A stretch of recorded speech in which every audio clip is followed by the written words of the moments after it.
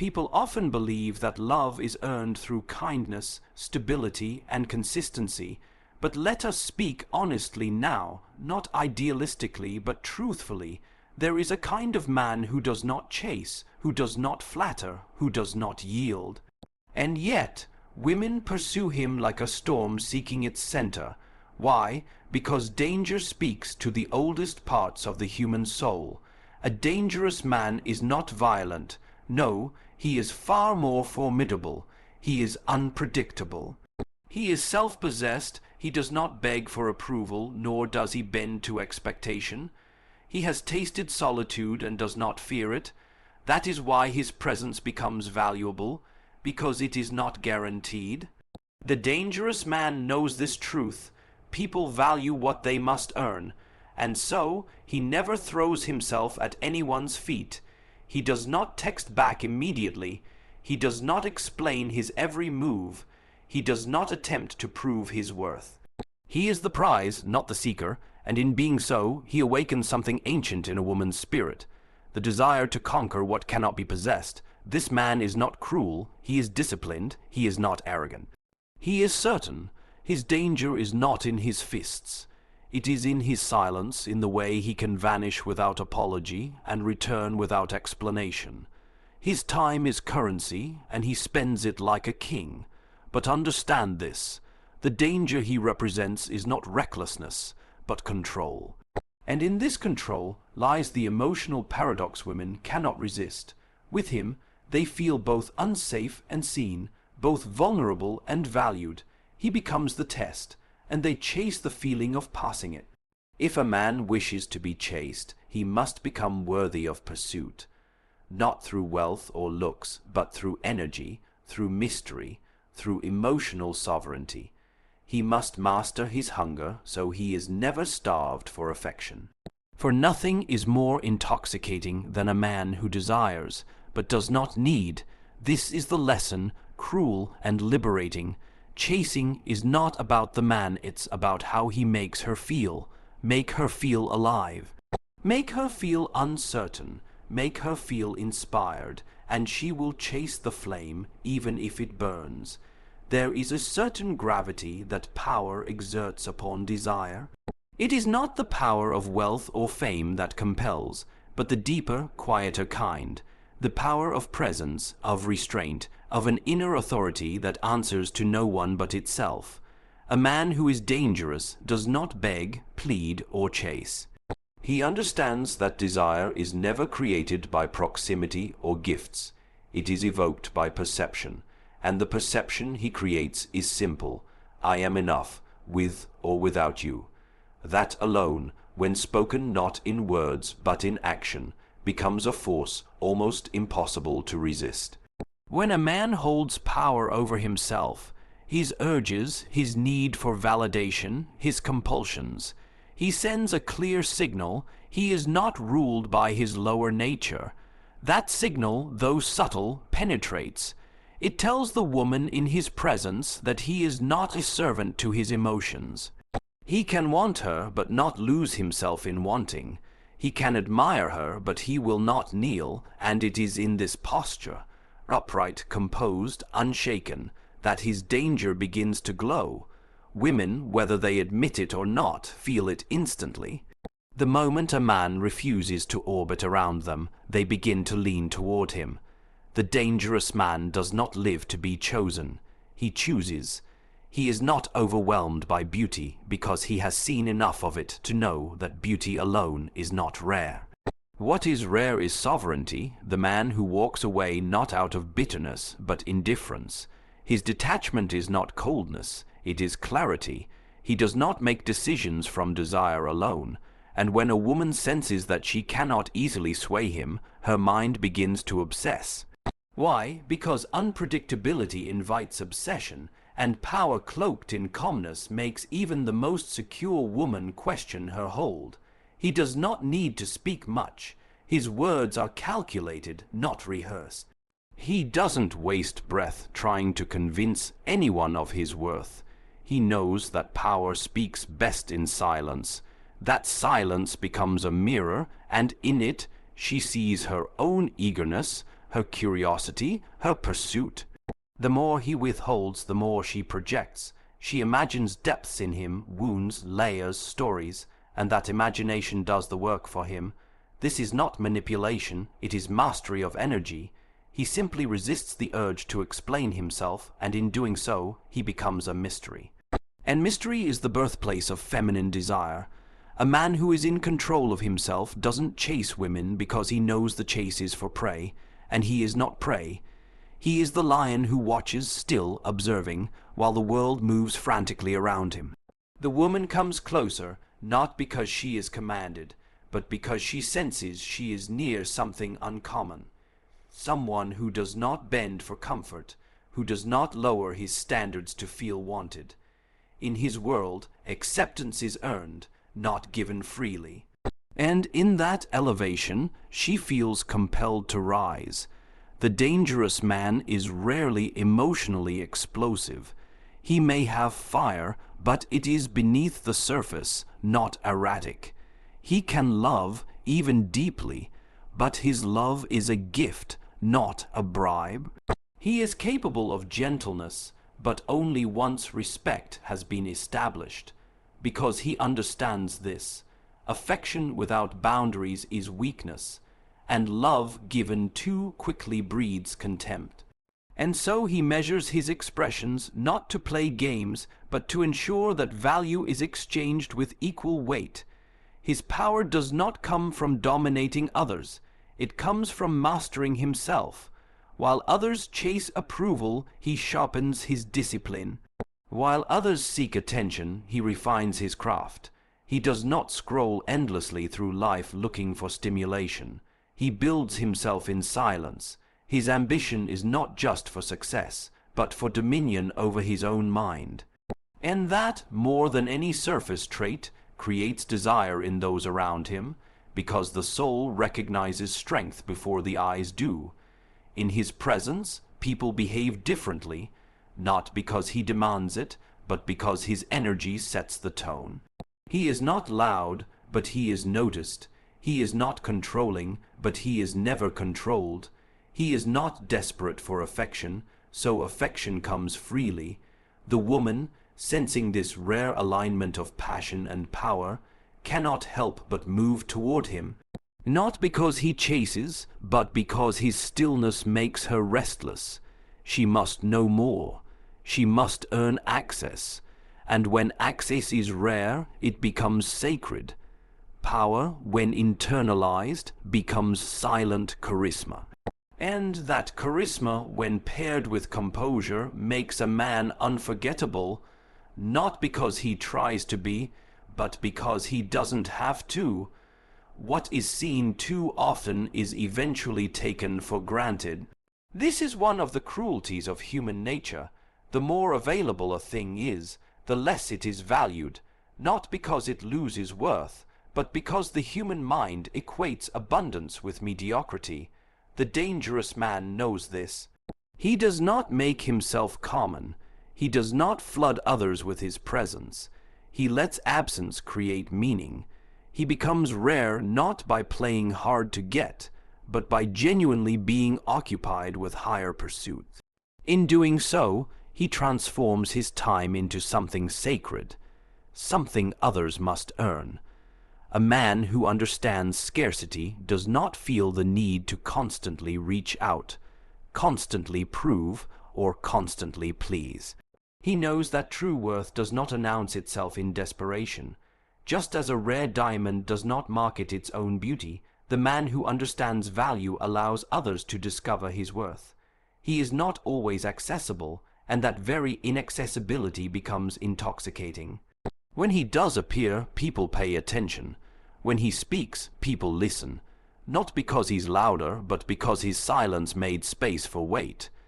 The woman who encounters this man feels something different. She's used to men who are quick to flatter, quick to pursue, quick to offer their souls on the altar of attraction. But this man is deliberate. He does not rush. He does not orbit. He is not constantly checking in. He does not ask where he stands. His absence lingers longer than their presence, and in that absence, something begins to stir: curiosity, longing, the ache of not having complete access. And when the heart aches for what it cannot immediately possess, it begins to chase. Scarcity is not an act. It is a byproduct of purpose. The dangerous man's time is limited because he is building something greater than affection. He is not glued to his phone waiting for attention. He is in the gym, in books, in battle with his own weaknesses. He is crafting a life that speaks louder than any declaration of love. This is not arrogance, it is hierarchy. He places his vision above his need to be liked, and in doing so, he forces others to rise to meet him. She must work for his time, not because he withholds out of cruelty, but because his time is simply not available to the undeserving. This man is not playing games. He does not create false distance or pretend to be busy. His distance is real because his mission is real, and that reality leaves an imprint. When a woman realizes that she is not the center of his universe, she either walks away or steps up. Either way, he remains grounded. He does not pursue out of fear of loss because he understands a fundamental truth. What is meant for him will not require him to abandon himself. He never fears missing out because his life is already full. Women don't chase men just because they are attractive. They chase men who make them feel like they are chasing something extraordinary, something not everyone can have. That chase is not always about love, it's about proving worth, about earning significance. When a man is scarce, he becomes a mirror to a woman's own value system. If she sees him as rare and worthy, she will attempt to close the distance, to gain entry into his world. Not because he asked her to, but because he made her feel that proximity to him is not guaranteed. This is the power of being scarce. It places the burden of effort on the other. The moment you stop offering yourself freely, people begin to measure the cost of losing you. The man who is always available teaches others that his time is cheap. The man who steps back, who disappears into his purpose, teaches others that access must be earned. And what must be earned is almost always more respected, more desired, and more protected. In romance, scarcity is not about making someone feel ignored. It's about making your presence meaningful. If a man is always texting, always calling, always appearing, he becomes background noise. But the man who chooses his moments with intention, who shows up with depth rather than frequency, becomes a highlight. He is not remembered for being constant. He is remembered for being unforgettable when it mattered. A dangerous man does not dilute his essence by being everywhere. He allows mystery to do its work. He trusts in the power of limited exposure. He knows that anything offered too easily invites eventual boredom. But what is rare, what is disciplined, what is unpredictable, that is what the soul never stops reaching for. Scarcity is not an illusion, it is the natural result of self-respect. And when a man respects his time, his energy, and his presence enough to give it only where it's truly valued, the world, especially the women in it, respond, not with pity, not with contempt, but with pursuit. There is a strange gravity in uncertainty. The human heart, particularly the feminine heart, is not drawn only to comfort. It is drawn to intensity, to unpredictability, to emotional risk. The dangerous man is not dangerous because of what he might do, but because of what he makes others feel. He evokes something primal, an aliveness that stable men, for all their good intentions, often cannot produce. When a woman encounters such a man, she does not just feel attraction. She feels anticipation, a tension between control and surrender. It is this tension that keeps her coming back. The safe man offers security, routine, and predictability, but the dangerous man offers emotional experience. He awakens parts of her she didn't know were asleep. He makes her feel on edge, not through cruelty, but through contrast. One moment he is present and captivating, the next he is distant and silent. Not because he plays games, but because he lives according to his own rhythm. That unpredictability, when combined with charisma and composure, becomes irresistible. She cannot predict him, and in not knowing what comes next, she feels something rare, the thrill of the unknown. Women do not chase what is easy to figure out. They chase what forces them to confront themselves. The dangerous man becomes a mirror to her vulnerability, her insecurities, and her desire to prove she is enough. With him, there are no guarantees. No emotional scripts, no safe havens. There is only the moment, charged, fragile, and fleeting. And in that moment, she is more alive than she has ever been. Not because he promises forever, but because he offers now, completely, yet without permanence. Emotional risk heightens attraction. The possibility of loss, the uncertainty of how much he truly feels, and the fear of not being able to hold his attention. All of it builds intensity. That intensity is not comfortable, but it is unforgettable. Women will return to this kind of man not because he is the best for them, but because he makes them feel like they are becoming something in his presence. His attention feels earned, not given. His love, if it appears, feels monumental because it is never assumed. This man does not offer emotional safety blankets. He does not reassure constantly. He does not lay out every thought and feeling to be analyzed. Instead, he holds part of himself back, not as a tactic, but as a truth.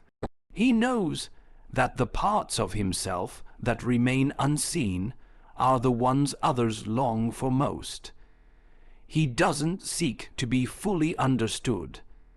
He prefers to be discovered, layer by layer, by those willing to venture through his storm.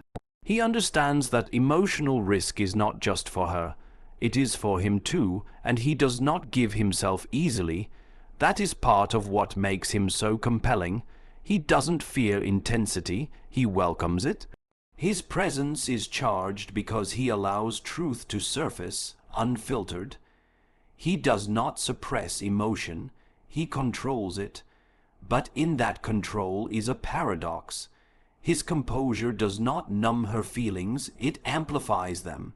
She doesn't know where she stands with him, and that ambiguity becomes a catalyst. It makes her question herself, lean in closer, try harder, and offer more. Not out of desperation, but out of the deep need to feel that she matters to someone who does not need her.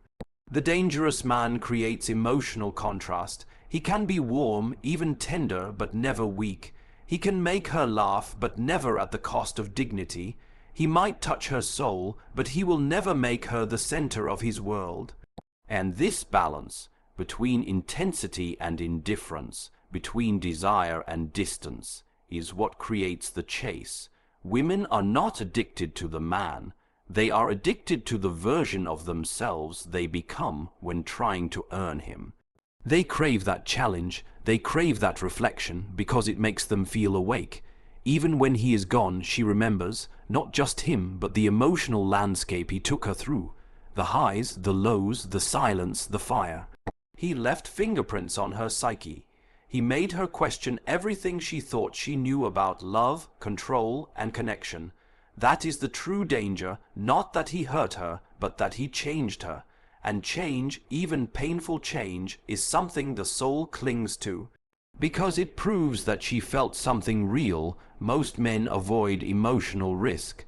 They want to be liked, understood, and accepted. The dangerous man is not concerned with being liked. He is concerned with being felt. He speaks less, but what he says echoes. He shows up less, but when he does, it lingers. He touches less, but each touch is remembered. He risks not being loved in order to be unforgettable. And in doing so, he triggers the pursuit not of him as a person, but of the feeling he creates. That feeling of dancing with danger, of leaning into the unknown, of standing at the edge of emotional chaos, is the very thing many women secretly long for. Not because it is safe, but because it is real. Because it reminds them they are still alive,